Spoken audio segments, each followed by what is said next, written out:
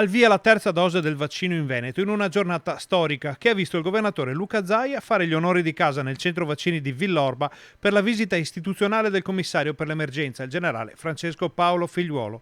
Ancora una volta, infatti, il Veneto tira la volata a livello nazionale sui temi dell'emergenza coronavirus. A noi fa piacere pensare che la terza dose in maniera virtuale a livello nazionale sia stata un po' consacrata qui in Veneto. I dati in questo momento confermano che la direzione presa dall'emergenza è ben precisa. Direi che il Veneto ne sta venendo fuori bene, nel senso che fra l'altro oggi, nelle ultime 24 ore, abbiamo un dato importante, 298 positivi, nuovi positivi, che sono un numero molto limitato. Se si confermasse questo trend siamo già sotto l'1% di incidenza sui tamponi fatti. Anche la campagna vaccinale sta marciando spedita.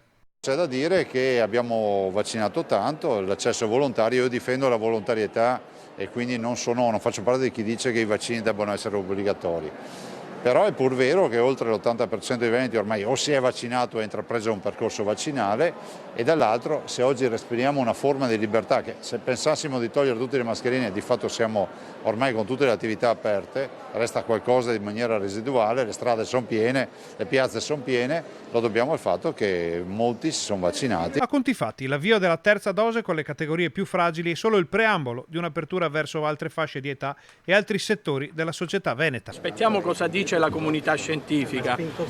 Molti scienziati stanno dicendo che l'età, la linea, quella che chiamano loro tecnicamente il cut-off, dovrebbe essere intorno ai 65 anni, però per esempio ci sono delle nazioni come Israele che sta facendo terze dosi per tutte le età. Nei prossimi giorni si darà presumibilmente il via libera per l'RSA, gli over 80 e i sanitari che sono in prima linea. Devo dire che la richiesta sui sanitari arriva da più parti.